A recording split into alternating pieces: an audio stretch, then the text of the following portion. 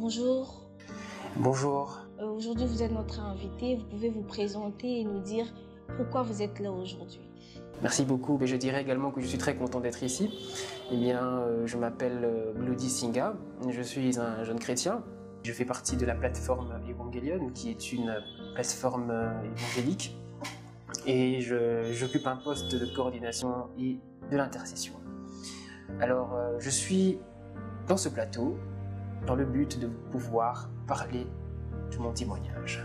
Nous avons en tout cas hâte de l'écouter.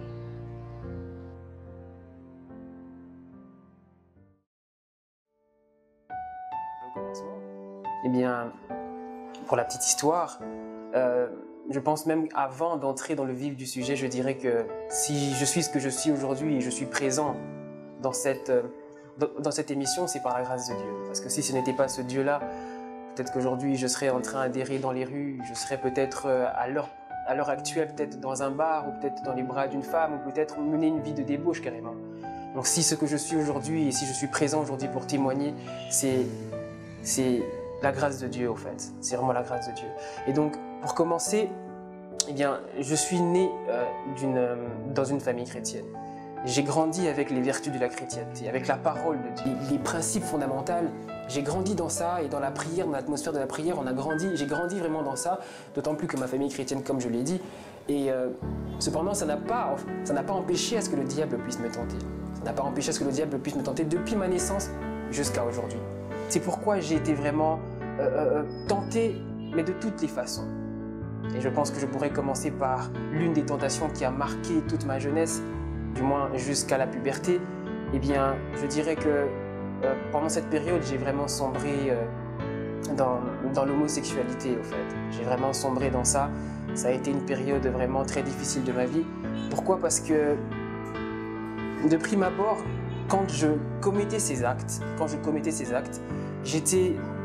c'est vraiment pas comme si, au début, j'avais cette conscience que, oui, que c'était mal. C'est vrai que j'avais quand même cette conscience que c'était mal, mais c'était vraiment dans le fin fond de ma conscience, en fait. Et c'est avec le temps que j'ai commencé à me rendre compte que ce que je faisais était mal. Et lorsque je me rendais compte, je ne savais plus comment me détacher de cela parce que j'étais déjà ancré dans ça. Et je prenais plaisir. Et je n'arrivais toujours pas à comprendre pourquoi, qu'est-ce qui fait en sorte que je sois attiré par la jante masculine? Qu'est-ce qui fait en sorte que lorsque je vois un homme, je me sens attiré par lui? Et ça m'a beaucoup dérangé. Ça m'a beaucoup dérangé au point même que des fois je me demandais, je me dis Seigneur, comment arrêter ça? Mais je n'arrivais pas en fait. Et je me disais mais pourquoi? Et jusqu'au jour où en fait j'ai eu un déclic. Et cela s'est déroulé au moment où je revenais d'un culte. Je suis encore allé voir en fait parce que cette relation s'est passée avec, juste pour être plus précis, cette relation s'est passée avec une personne que je connais qui vivait non loin de chez moi en fait. Et justement, je venais de l'église, j'étais en communion avec Dieu, j'ai prié, j'étais vraiment dans l'atmosphère spirituelle. Et en rentrant, je suis allé encore chez eux et on s'est retrouvé dans une pièce sombre et il s'est passé ce qui s'est passé. Et quand bien même cela s'est produit, je me suis dit, mais pourquoi est-ce que je fais ça? Pourquoi est-ce que je suis encore en train de sombrer dans ça? Je viens de prier, je viens de méditer la parole, je viens d'être en communion avec Dieu. Pourquoi est-ce que je continue à faire ces choses-là? Et c'est à ce moment-là que ça a été le déclic. Je me suis dit, je dois arrêter cette vie. Je dois arrêter cette vie vraiment. D'autant plus que je peux encore, et je peux illustrer au fait que cet acte est abominable par la parole de Dieu qui dit très bien dans Lévitique chapitre 20 verset 13, qui dit ceci, que si un homme couche avec un homme de la même façon qu'il couche avec une femme, tous deux sont en abomination. Ils commettent une abomination et ils seront punis de mort. Donc de là, vous pouvez déjà comprendre que c'est un acte abominable. Et même pour ceux qui le pratiquent jusqu'à ce jour, sachez que cet acte est abominable et que la seule récompense que vous aurez de ça, c'est la mort. C'est la mort. Il n'y a pas de purgatoire. Tout à fait. Je bénis l'Éternel parce que vraiment, je n'ai plus ces sensations. Et il n'y a que... je bénis Dieu quand je sens par exemple que voilà, je vois une femme et que je l'apprécie, que je me sens attiré par une femme. Pour moi, c'est vraiment une victoire pour moi. C'est vraiment une victoire pour moi. Et le diable, tellement qu'il est jaloux, il ne s'est pas arrêté là. Il a voulu me tenter encore plus loin. Et il s'est fait que pendant une période de ma vie, justement là c'était pendant l'adolescence, nous vivions avec quelques membres de la famille, en l'occurrence des cousins, mais dont leur idéal ne tendait pas vraiment dans la chrétienté. Et c'est là maintenant que le diable aussi s'est installé pour encore me tenter d'une autre manière.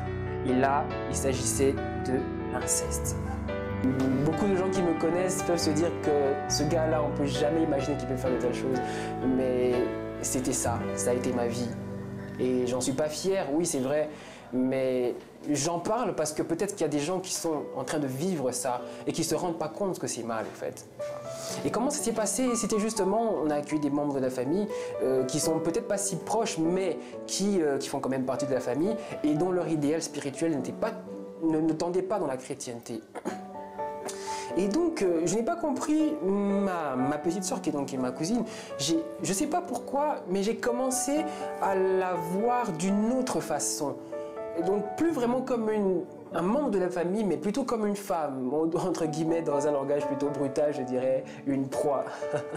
Entre guillemets, je dirais ça. Mais voilà, c'était ça. Mais je ne me rendais pas compte que j'étais sous un envoûtement, en fait. Je ne réalisais pas que c'était mal. Jusqu'au jour où elle m'a dit « Écoute, Yaglodi, mais ce qu'on fait, c'est mal. On est des frères. On est des frères, on ne peut pas faire ça. » Et c'est à ce moment-là que je me suis dit « Tiens, il faut que j'arrête. » Et je pense que je pourrais même sous-tendre ce que je dis par la parole de Dieu. Dans Deutéronome chapitre 27, verset 22, qui dit que « Maudit celui qui couche avec sa sœur, fille de son père ou fille de sa mère. » Donc déjà, c'est une recommandation biblique. Et c'est ainsi que les choses se sont passées.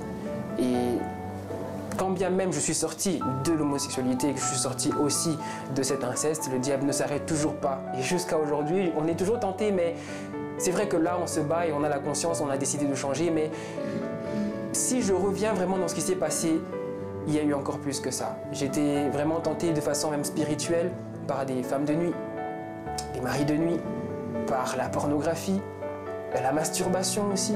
Pour dire que la pornographie, j'ai commencé ça très jeune, je pense que c'était à 12 ans, c'était à l'école qu'on m'a montré ces vidéos et que je ne sais pas pourquoi, j'étais tellement, je ne pourrais même pas appeler ça une passion, j'étais devenu obsédé et ça m'a suivi. Toutes ces choses-là ont vraiment été des éléments qui m'ont beaucoup marqué, qui au fait, je vous dis, c'était vraiment quelque chose d'invivable. Je ne dormais même presque pas, en fait, je ne dormais même presque pas. À vous dire que vous pouvez avoir un sommeil paisible, mais vous faites un rêve, par exemple, où vous avez des rapports sexuels avec une femme, un homme, les deux en même temps. Donc, c'était un carnage ténébreux spirituel. Et au beau milieu de la nuit, vous vous réveillez, vous vous rendez compte que vous faites une pollution nocturne. Et c'est vraiment quelque chose de... Enfin, c'est presque une humiliation, en fait. Et ça gâchait toute ma journée. C'est vrai que les jeunes aujourd'hui qui ne sont peut-être pas chrétiens diront que « Ah, mais c'est cool au fait de dormir et de voir que tu couches avec une femme. » Détrompe-toi, détrompe-toi. Le diable est rusé et il sait comment il va essayer de t'atteindre par des choses que tu pourras trouver être normales. Et voilà. Et par la grâce de Dieu aussi, j'étais délivré de cela. Et donc je ne peux que remercier Dieu pour cette grâce. Et je lui dois tout, en fait. Comment expliquer alors le nouveau Glody que vous êtes? Vous êtes passé de Glody charnel, un chrétien charnel, à un chrétien spirituel. Comment expliquer ces changements-là? Oui. Vous pouvez nous parler en détail de le jour où vraiment vous avez décidé de tout arrêter et de donner votre vie à Christ? Oui, merci beaucoup pour cette question. Et je pense que je peux répondre de la manière suivante. Déjà, vous savez, grandir avec une famille chrétienne, une famille qui craint Dieu, une famille dont la vie chrétienne est en fait un dogme, une vertu fondamentale. Et je pense que c'est une chance en fait. C'est vraiment une chance, pourquoi? Parce que ça compte beaucoup. Avoir une famille chrétienne, c'est une grâce. Ça va au-delà de la chance en fait, c'est vraiment une grâce. Pourquoi? Parce que ce sont des gens qui vous portent à cœur et qui prient pour vous en fait, qui recommandent votre vie à Dieu. Et en recommandant votre vie à Dieu, Dieu est en train d'agir et il vous protège quand bien même vous tombez. Et il vous prodigue aussi des conseils aussi, et ça vous aide à changer. Et non seulement que ma famille a apporté naturellement des effets positifs sur mon développement, mais il y a également aussi une autre étape. il y a aussi le fait que, vous voyez par exemple, quand il y a des hommes de Dieu qui viennent vous parler, qui vous voient, qui vous disent que tiens, Dieu me dit que tu as un appel à le servir, tu dois le servir, tu dois évangéliser, tu dois prêcher, tu dois faire ceci. Vous vous rendez compte que vous êtes appelé à de grandes choses. Et vous dites que si je me laisse emporter par ça, je risque de rater peut-être le ciel.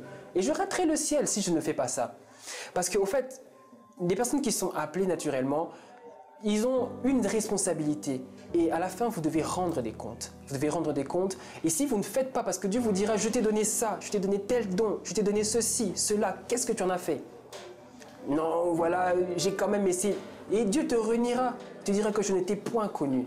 Et vous voyez, il y a toutes ces choses-là qui vous trottinent dans l'esprit, qui vous poussent à vous poser des questions, à vous dire, mais il faut que je change, il faut que je change, il faut que je me mette aujourd'hui à œuvrer pour Dieu. Donc c'est vraiment ça. Et puis il y a aussi une autre chose aussi que j'ai failli oublier, mais que je vais quand même le dire. Il y a aussi le fait où j'ai pris la résolution de confesser.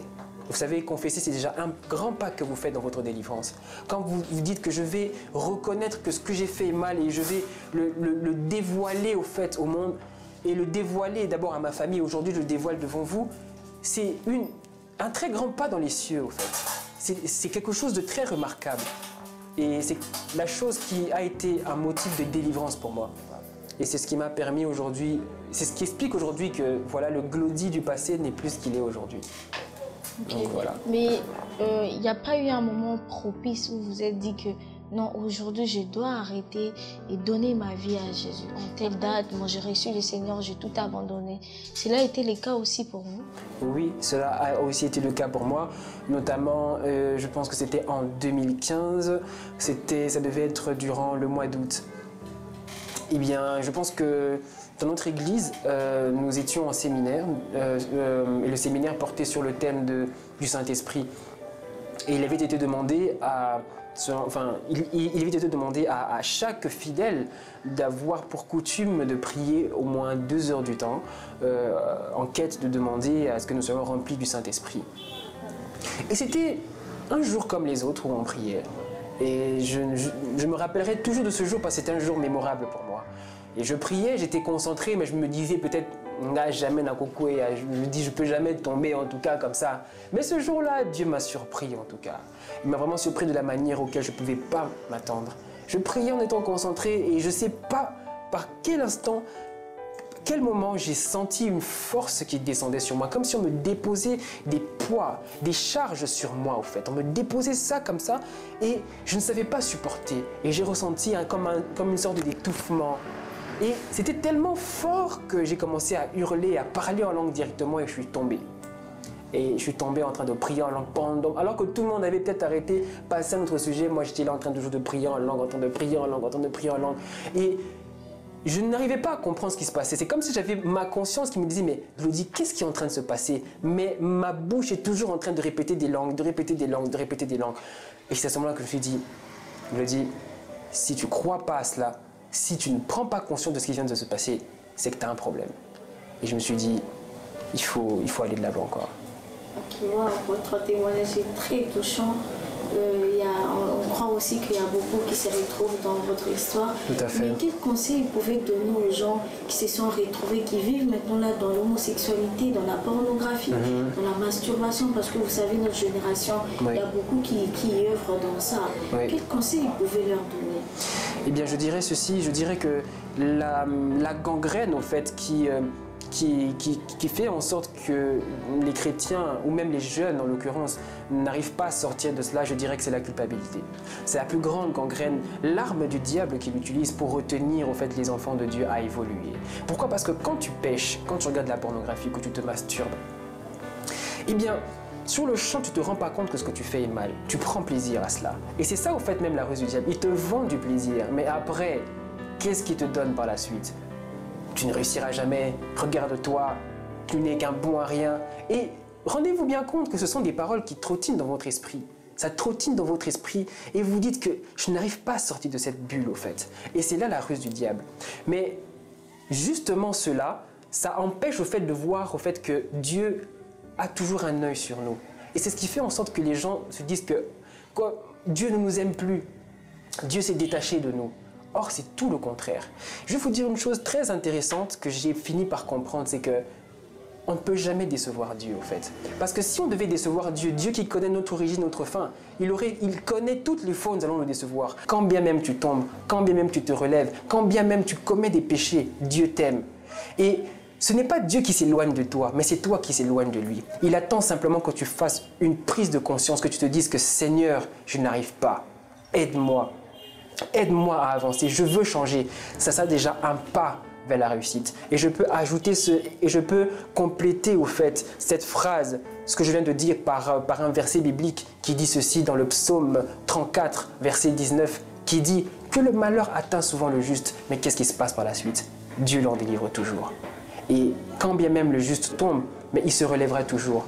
Et je pourrais dire encore une dernière chose, c'est que ne pensez pas que la chute c'est un échec.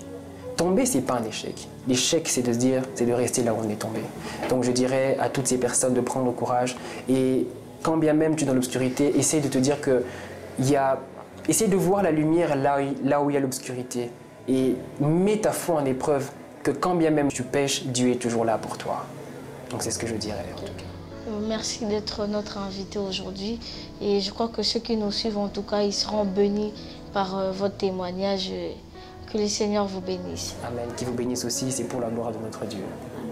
Amen.